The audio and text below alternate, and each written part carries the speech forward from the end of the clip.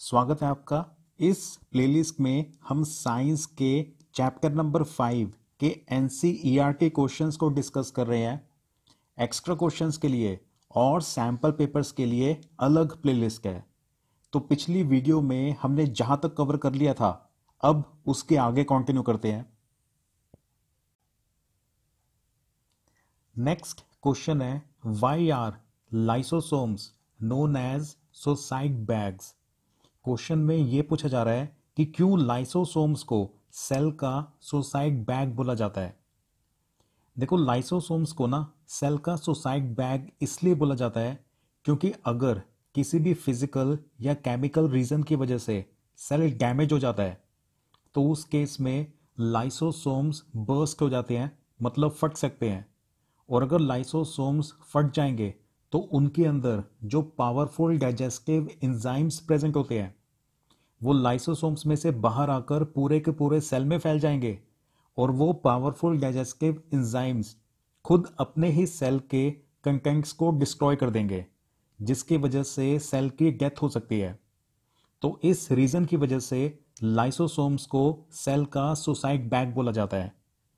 आप अपने आंसर में ऐसे लिखोगे, when a cell gets damage, जब किसी सेल के अंदर कोई फिजिकल या केमिकल रीजन की वजह से डैमेज हो जाता है, लाइसोसोम्स में बर्स्ट, तो फिर उसके अंदर जो लाइसोसोम्स प्रेजेंट हैं वो फट सकते हैं। And the digestive enzymes which are capable of digesting all organic matter digest their own cell.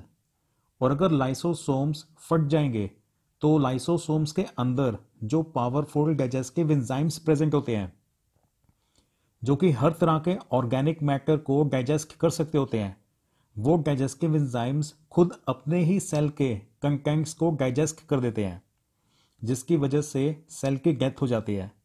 इस रीजन की वजह से lysosomes are known as suicide bags of a cell.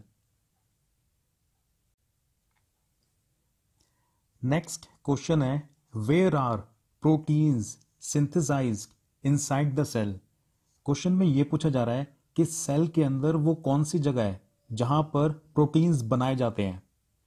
तो उसका आंसर है, प्रोटीन्स ना सेल के अंदर आरईआर में बनते हैं, मतलब रफ एंडोप्लाज्मिक रेटिकुलम के अंदर बनते हैं। जो रफ एंडोप्लाज्मिक रेटिकुलम है ना, उसके सरफेस के ऊपर स्पेशल तरह के पार्टिकल्स प्रेजेंट होते हैं जिन्हें राइबोसोम्स बोला जाता है। रफ एंडोप्लाज्मिक रेटिकुलम के सरफेस के ऊपर राइबोसोम्स प्रेजेंट होते हैं और ये वाले जो राइबोसोम्स है ना, ये ही सेल के अंदर प्रोटीन्स को मैन्युफैक्चर करते हैं। तो सेल के अंदर प्रोटीन्स कहाँ पे बनते हैं? सेल के अंदर प्रोटीन्स रफ एंडोप्लाज्मिक रेटिकुलम के ऊपर जो राइबोसोम्स प्रेजेंट है उन राइबोसोम्स के अंदर बनते हैं। तो आप अपने आंसर में ऐसे लिखोगे, proteins are synthesised by RER, rough endoplasmic reticulum. जो प्रोटीन्स हैं उनको बनाने का काम होता है रफ एंडोप्लाज्मिक रेटिकुलम का। RER has particles called ribosomes attached to its surface. जो रफ एंडोप्लाज्मिक रेटिकुलम है उसके सरफेस के ऊपर स्पेशल तरह के पार्टिकल्स अटैच्ड होते हैं जिन्हें हम बोलते हैं ribosomes. The ribosomes are the site of protein manufacture. और ये जो राइबोसोम्स है ना, ये ही वो जगह है जहां पे प्रोटीन्स मैन्युफैक्चर किए जाते हैं सेल के अंदर। नेक्स्ट क्वेश्चन है, make a comparison and write down ways in which plant cells are different from animal cells. Question में यह पूछा जा रहा है कि प्लांट सेल्स और एनिमल सेल्स ये दोनों कैसे डिफरेंट होते हैं। हमने कंपेयर करके बताना है कि प्लांट सेल्स और एनिमल सेल्स के बीच में क्या क्या डिफरेंसेस होते हैं। चलो आंसर पे आते हैं। एनिमल सेल के अंदर फर्स्ट पॉइंट में आप लिखोगे, animal cells are generally small in size. जो एनिमल सेल्स होते हैं ना, वो प्लांट सेल्स के कंपैरिजन में छोटे होते हैं, साइज उनका कम होता है। और प्लांट सेल्स में फर्स्ट पॉइंट में आप लिखोगे कि plant cells are larger than animal cells. जो प्लांट सेल्स हैं वो आमतौर पे एनिमल सेल्स के कंपैरिजन में बड़े साइज के होते हैं। सेकंड पॉइंट में आप लिखोगे, animal cells lack cell wall but they have a cell membrane. जो एनिमल सेल्स होते हैं ना, उनके पास सेल मेम्ब्रेन तो होती है लेकिन सेल वॉल नहीं होती है। Plant cells have both cell wall and cell membrane, लेकिन जो प्लांट सेल्स होते हैं उनके पास दोनों होती हैं, सेल मेम्ब्रेन भी होती है और साथ में सेल मेम्ब्रेन के इमीडिएटली बाद एक सेल वॉल भी होती है। देखो, जो एनिमल्स है ना, उन्हें एक्सट्रीम क्लाइमेटिक कंडीशंस को फेस नहीं करना होता, लेकिन जो प्लांट्स हैं वो मूव नहीं कर सकते। इस रीजन की वजह से उन्हें एक्सट्रीम क्लाइमेटिक कंडीशंस को फेस करना पड़ता है। जब एक्सट्रीम क्लाइमेटिक कंडीशंस होती हैं तब एनिमल्स तो अपने शेल्टर में चले जाते हैं, ह्यूमंस अपने घरों में आ जाते हैं, लेकिन प्लांट्स को उन एक्सट्रीम क्लाइमेटिक कंडीशंस को फेस करना पड़ता है, जिसकी वजह से प्लांट सेल्स के पास एक सेल मेम्ब्रेन तो होती ही है। सेल मेम्ब्रेन के बाद फिर एक और एक्सटर्नल लेयर होती है जिसे सेल वॉल बोला जाता है। तो प्लांट सेल्स में सेल वॉल प्रेजेंट होती है जो कि काफ़ी ज़्यादा सख्त होती है, रिजिड होती है। लेकिन एनिमल्स के सेल के अंदर सेल वॉल नहीं होती, एब्सेंट होती है, सिर्फ सेल मेम्ब्रेन प्रेजेंट होती है। नेक्स्ट पॉइंट में आप लिखोगे animal cells have lysosomes. Animal cells के अंदर लाइसोसोम्स प्रेजेंट होते हैं। Lysosomes are not commonly found in plant cells, लेकिन प्लांट सेल्स के अंदर ना आमतौर पे लाइसोसोम्स नहीं पाए जाते, वो एब्सेंट होते हैं।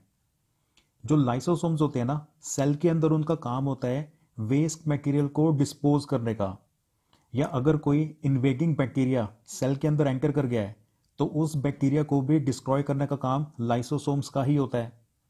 तो एनिमल सेल्स के अंदर तो लाइसोसोम्स पाए जाते हैं, लेकिन प्लांट सेल्स के अंदर आमतौर पे लाइसोसोम्स एब्सेंट होते हैं, वो प्रेजेंट नहीं होते। एनिमल सेल में फोर्थ पॉइंट में आप लिखोगे nucleus lies at the centre of the animal cell. Animal cell को अगर आप माइक्रोस्कोप के नीचे रख के देखोगे तो आप ऑब्जर्व करोगे कि उसके अंदर न्यूक्लियस होता है और लगभग सेंटर के अंदर ही होता है।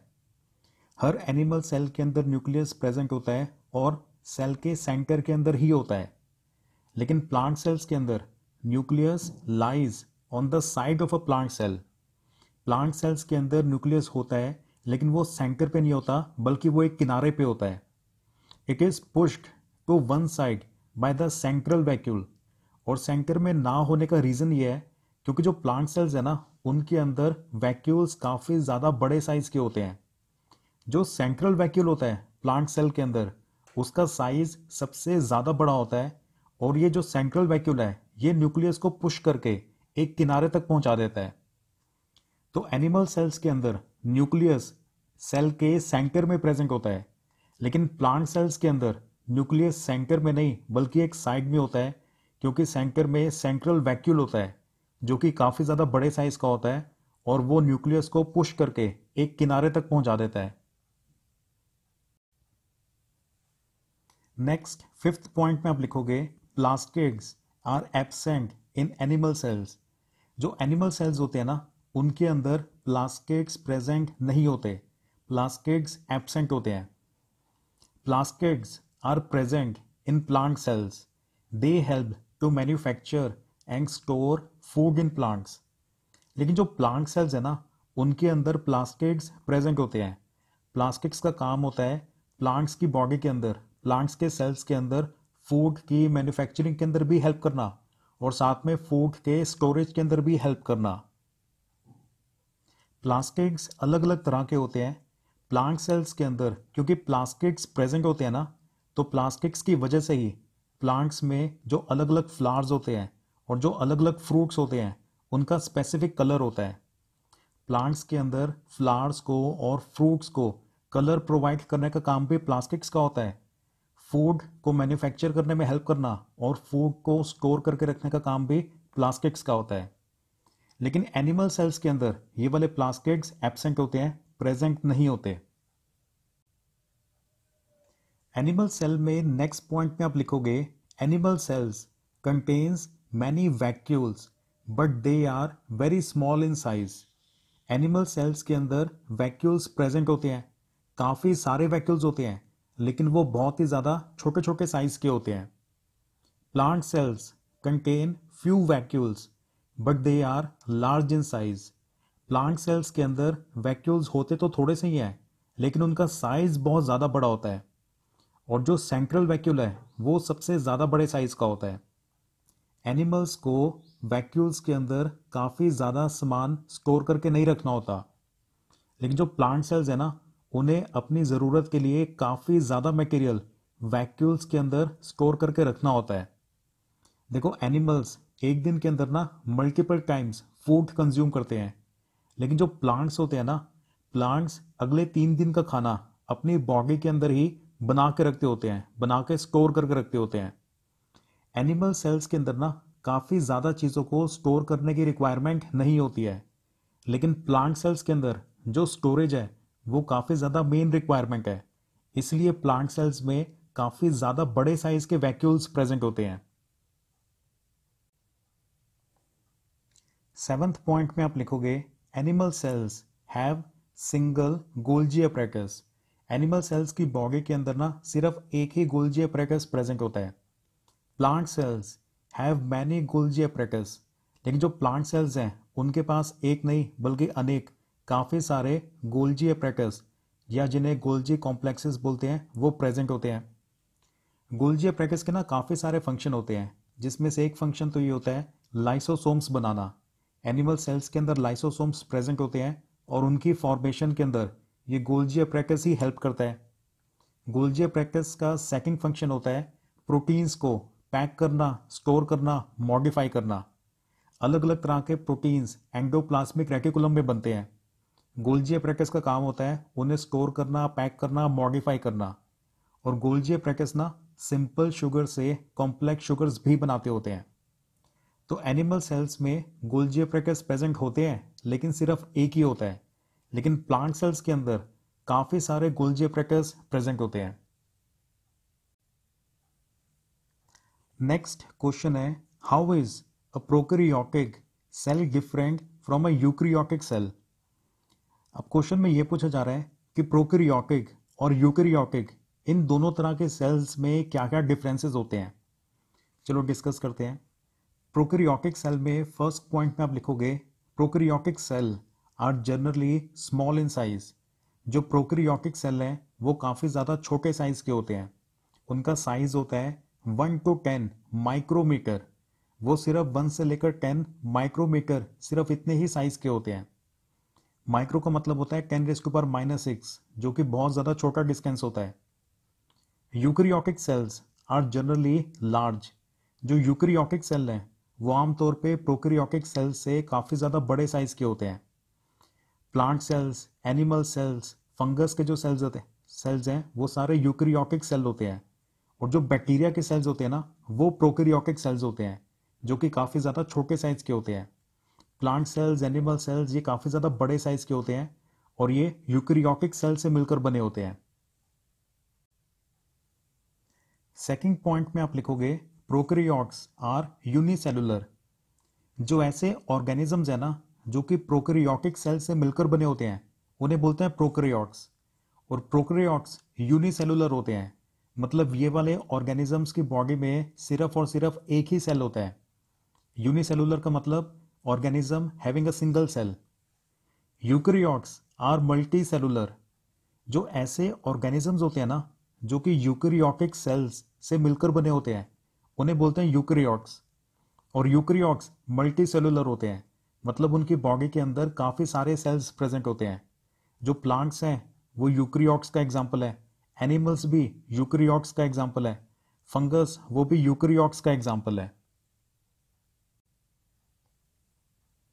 प्रोकैरियोटिक सेल के अंदर नेक्स्ट पॉइंट में आप लिखोगे in prokaryotes nuclear region of the cell is poorly defined due to the absence of nuclear membrane. Nuclear region is called nucleoid. जो प्रोकैरियोटिक सेल है ना उनके बीच में न्यूक्लियस नहीं होता बल्कि न्यूक्लियोइड होता है। न्यूक्लियोइड का मतलब न्यूक्लियस जैसा। प्रोकैरियोट्स के अंदर जो न्यूक्लियर रीजन है वो पुअरली डिफाइंड होती है। इसका मतलब ये है कि प्रोकैरियोटिक सेल के अंदर आप ना उसे देख के एग्जैक्टली ऐसे बता नहीं सकते कि यहां से लेकर यहां तक ये वाला जो पोर्शन है वो न्यूक्लियस है, क्योंकि उसके चारों तरफ न्यूक्लियर मेम्ब्रेन प्रेजेंट ही नहीं होती। तो जो सामान न्यूक्लियस के अंदर होना चाहिए वो बिखरा हुआ होता है। तभी ये ऐसे बोलते हैं कि in prokaryotes nuclear region of the cell is poorly defined. Clear cut boundary नहीं होती कि यहां से लेकर यहां तक ये सारा का सारा न्यूक्लियस और उसके अंदर का मटेरियल है, और न्यूक्लियर मेम्ब्रेन भी एब्सेंट होती है। इसी रीजन की वजह से ये नहीं बोला जाता कि प्रोकैरियोट्स के अंदर न्यूक्लियस है, बल्कि ये बोला जाता है कि प्रोकैरियोट्स के अंदर न्यूक्लियोइड है। न्यूक्लियोइड का मतलब न्यूक्लियस जैसा। In eukaryotes nuclear region is well defined surrounded by a nuclear membrane. लेकिन जो यूकैरियोटिक सेल्स होते हैं ना, उनके अंदर न्यूक्लियस होता है। न्यूक्लियस के चारों तरफ न्यूक्लियर मेम्ब्रेन भी होती है। न्यूक्लियस की आउटर कवरिंग प्रेजेंट होती है, जिसकी वजह से हम ये कह सकते हैं कि nuclear region is well defined. मतलब यूकैरियोटिक सेल को माइक्रोस्कोप के नीचे जब आप ऑब्जर्व करोगे ना, तो आप क्लियरली बता सकते हो कि ये देखो, ये वाला जो पोर्शन है ना, यहाँ पे न्यूक्लियस है और सारा का सारा जेनेटिक मटेरियल इसके अंदर ही प्रेजेंट है। लेकिन प्रोकैरियोटिक सेल के अंदर क्योंकि न्यूक्लियर मेम्ब्रेन नहीं होती है, इस वजह से प्रोकैरियोटिक सेल को देख के आप क्लियरली बता नहीं सकते कि ये वाला जो पार्ट है यहीं पर सारा का सारा न्यूक्लियस का मटेरियल प्रेजेंट है, क्योंकि वो बिखरा हुआ होता है और उसके पास आउटर कवरिंग भी नहीं होती है। तो प्रोकैरियोट्स के अंदर न्यूक्लियस नहीं होता, प्रोकैरियोट्स के अंदर न्यूक्लियोइड होता है। लेकिन यूकैरियोट्स के अंदर न्यूक्लियस होता है, उसके चारों तरफ न्यूक्लियर मेम्ब्रेन भी होती है, और क्लियर कट बाउंड्री होने की वजह से हम ये बोलेंगे कि nuclear region in eukaryotic cell is well defined. Fourth point में आप लिखोगे प्रोकैरियोट्स कंटेन सिंगल क्रोमोसोम। जो ऐसे ऑर्गेनिजम्स होते हैं ना जो कि प्रोकैरियोटिक सेल से मिलकर बने होते हैं, उन्हें बोलते हैं प्रोकैरियोट्स।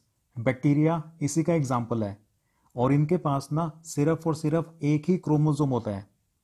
सेल होता है, सेल के बीच में न्यूक्लियस होता है या फिर न्यूक्लियोइड होता है, उसके अंदर क्रोमोसोम्स होते हैं, क्रोमोसोम्स के अंदर डीएनए और जीन्स होती हैं, और उन्हीं के अंदर सारे की सारा जेनेटिक मटेरियल और इनहेरिटेंस की इंफॉर्मेशन होती है कि पेरेंट्स से नेक्स्ट जनरेशन के अंदर कौन कौन सी कैरेक्टरिस्टिक्स कैरी फॉरवर्ड होंगी, वो सारी की सारी इनहेरिटेंस की इंफॉर्मेशन ये क्रोमोसोम्स के अंदर ही प्रेजेंट होती है।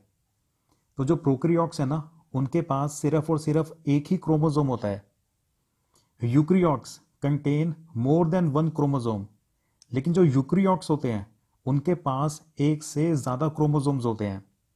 अब एग्जैक्टली कितने होते हैं वो आप यहां पे लिख नहीं सकते, क्योंकि देखो यूकैरियोट्स के अंदर ना प्लांट्स भी आते हैं और सारी तरह के एनिमल्स भी आते हैं, और अलग अलग तरह के एनिमल्स के अंदर नंबर ऑफ क्रोमोसोम्स डिफरेंट होता है। ह्यूमंस के अंदर डिफरेंट नंबर ऑफ क्रोमोसोम्स होते हैं, डॉग्स के अंदर डिफरेंट नंबर ऑफ क्रोमोसोम्स होते हैं, और बाकी इतने सारे और अलग तरह के एनिमल्स हैं, सबकी बॉडी के अंदर ना अलग अलग नंबर ऑफ क्रोमोसोम्स प्रेजेंट होते हैं। प्रोकैरियोट्स के अंदर सिर्फ एक ही क्रोमोसोम होता है, लेकिन यूकैरियोट्स के अंदर एक से ज्यादा क्रोमोसोम्स होते हैं। न्यूक्लियस होता है, न्यूक्लियस के अंदर क्रोमोसोम्स होते हैं, क्रोमोसोम्स के अंदर डीएनए और जीन्स प्रेजेंट होती हैं, और उन्हीं की वजह से उन्हीं के अंदर सारी की सारा जेनेटिक मटेरियल और इनहेरिटेंस की इंफॉर्मेशन होती है। नेक्स्ट पॉइंट में आप लिखोगे membrane bound cell organelles are absent. जो प्रोकैरियोट्स होते हैं ना, उनके पास ना तो माइटोकॉन्ड्रिया होता है, ना उनके पास एंडोप्लाज्मिक रेटिकुलम होता है, ना उनके पास गोल्जी अपैरेटस होता है। तो ये सारे जो ऑर्गेनेल्स है ना, मतलब लिटिल ऑर्गन्स हैं, ये सब प्रोकैरियोट्स के अंदर नहीं होते, एब्सेंट होते हैं। मेम्ब्रेन बाउंड सेल ऑर्गेनल्स का मतलब होता है वो वाले सेल ऑर्गेनल्स जिनके पास चारों तरफ एक सेल मेम्ब्रेन होती है, एक मेम्ब्रेन होती है। और नेक्स्ट यूकैरियोट्स में आप लिखोगे membrane bound cell organelles are present. जो यूकैरियोट्स होते हैं ना, उनके पास माइटोकॉन्ड्रिया भी होता है, एंडोप्लाज्मिक रेटिकुलम भी प्रेजेंट होता है, गोल्जी अपैरेटस भी प्रेजेंट होता है। तो सारे के सारे सेल ऑर्गेनल्स प्रेजेंट होते हैं।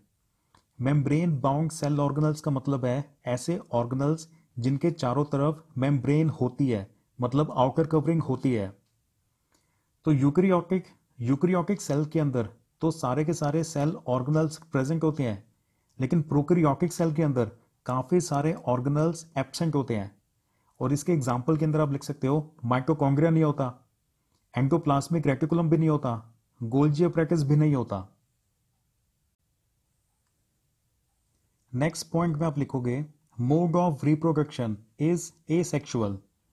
जो प्रोकैरियोटिक सेल्स हैं उनके अंदर रिप्रोडक्शन एसेक्सुअल रिप्रोडक्शन होती है। एसेक्सुअल रिप्रोडक्शन के अंदर ना सिर्फ और सिर्फ एक ही पेरेंट होता है, वो ही डिवाइड होके आगे नेक्स्ट जनरेशन के ऑफस्प्रिंग्स बना देता होता है।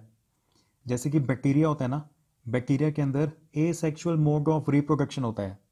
तो एक बैक्टीरिया होता है, वो ही डिवाइड होके दो या दो से ज़्यादा बैक्टीरियाज में कन्वर्ट हो जाता होता है। और एसेक्सुअल रिप्रोडक्शन के अंदर ना पेरेंट की आइडेंटिटी डिस्ट्रॉय हो जाती है, क्योंकि जो पुराना बैक्टीरिया था जब वो डिवाइड होकर जब वो नए बैक्टीरियाज में कन्वर्ट हुआ है, तो दोनों के दोनों बैक्टीरियाज को ना, या जितने भी नए बैक्टीरियाज बने हैं उन सबको डॉटर सेल्स बोला जाता है। पेरेंट की आइडेंटिटी इसमें डिस्ट्रॉय हो जाती है। लेकिन जो यूकैरियोटिक ऑर्गेनिजम्स होते हैं उनके अंदर मोड ऑफ रिप्रोडक्शन सेक्सुअल होता है। सेक्सुअल मोड ऑफ रिप्रोडक्शन के अंदर एक नहीं बल्कि दो पेरेंट होते हैं। उनकी वजह से फिर आगे नेक्स्ट जनरेशन के ऑफस्प्रिंग्स क्रिएट होते हैं। और सेक्सुअल मोड ऑफ रिप्रोडक्शन में पेरेंट की आइडेंटिटी डिस्ट्रॉय नहीं होती है। 7th पॉइंट में फिर आप एग्जांपल्स लिखोगे। प्रोकैरियोटिक का एग्जांपल है बैक्टीरिया, और साथ में साइनोबैक्टीरिया भी लिख सकते हो। और यूकैरियोटिक का एग्जांपल है प्लांट्स, एनिमल्स, फंगी या फिर फंगस। फंगस प्लूरल है, फंगी सिंगुलर है। शेर की तरह पूरी ताकत से तैयारी करनी है एग्जाम की। See you in the next video. All the best.